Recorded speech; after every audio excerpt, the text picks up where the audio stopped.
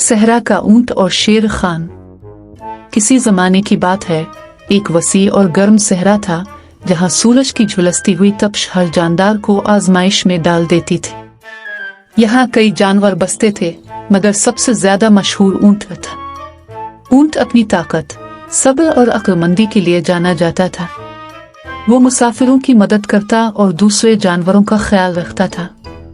दूसरी तरफ जंगल में एक खौफनाक और मगरूर शेर रहता था जिसे सब शेर खान के नाम से जानते थे।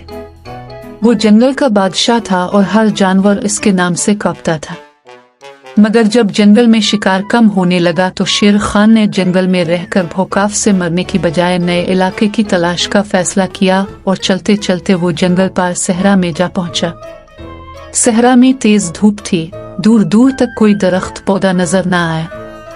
सहरा के हालात और जहरीले सांपों से अनजान जंगल में रहने वाला शेर खान जैसे ही सहरा में दाखिल हुआ, से अंदाजा हुआ कि यहाँ की जिंदगी बहुत मुश्किल है। चलते चलते इसके पंजे जलने लगे, जुबान खुश्क हो गई और शदीद प्यास से उसकी हालत खराब होने लगी। न कोई सायादार दरख्त था, न पानी की कोई बूंद। कई बार वो मुश्किल से सहरा के जहरीले सांप और बिच्छू के डंक से बच पाया। वो भूख और प्यास से निढाल होकर एक नखलिस्तान की तरफ बढ़ा, जहां उसे एक तनुमंद ऊंट आराम करता नजर आया। शेर खान ने गुर्राते हुए कहा, ये ऊंट, मैं जंगल का बादशाह हूँ और मैंने फैसला किया है कि आज तुम मेरा शिकार बनोगे। ऊंट जब्बार मुस्कुराया और बोला, ये जंगल के बादशाह, तुम शायद भूल रहे हो कि ये जंगल नहीं बल्कि सहरा है।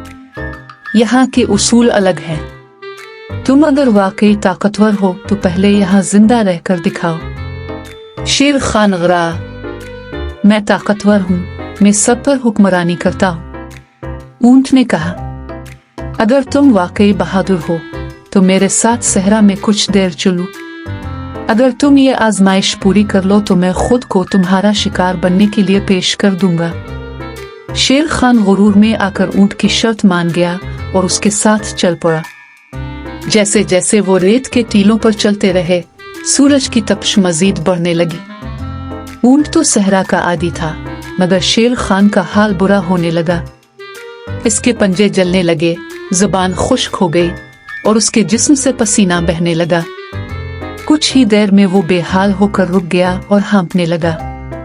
ऊंट ने मुस्कुरा कर कहा, क्या हुआ जंगल के बादशाह, क्या सहरा की तपिश बर्दाश्त नहीं हो रही?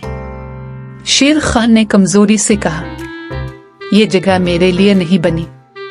मैंने तुम्हें कमजोर समझा, मगर असल में तुम मुझसे ज्यादा ताकतवर हो। ऊंट ने कहा, ताकत सिर्फ जिस्म में नहीं, सब्र और हालात से लड़ने की हिम्मत में भी होती है।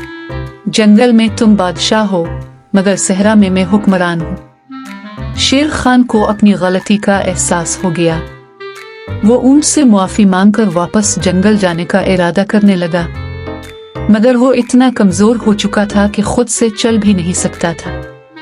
ऊंट ने रहमदिली का मुजाहिरा किया और कहा, मैं तुम्हें पानी तक ले जा सकता हूँ, मगर तुम्हें वादा करना होगा कि दोबारा किसी को कमजोर समझकर धमकाने की कोशिश नहीं करोगे। शेर खान ने वादा किया और ऊंट ने इसे अपनी पीठ पर बिठाकर नखलिस्तान तक पहुंचाया, जहां उसने पानी पिया और खुद को ताजा दम महसूस किया। शेर खान जंगल को वापस लूट गया और कम खाने पर सब्र कर गया, क्योंकि वो जान गया था कि उसे जंगल के लिए ही बनाया गया है।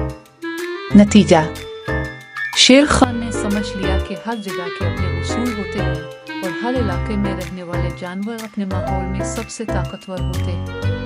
वो ऊंट का शुक्रिया अदा करके वापस जंगल चला गया और ऊंट अपनी अक्लमंदी और रहमदिली की वजह से पूरे सहरा में और ज्यादा मशहूर हो गया। सबक, ताकत सिर्फ जिस्मानी कुव्वत में नहीं बल्कि अक्ल, सब्र और हालात से मुकाबला करने की सलाहियत में भी होती है। दूसरों को कमजोर समझने की गलती नहीं करनी चाहिए।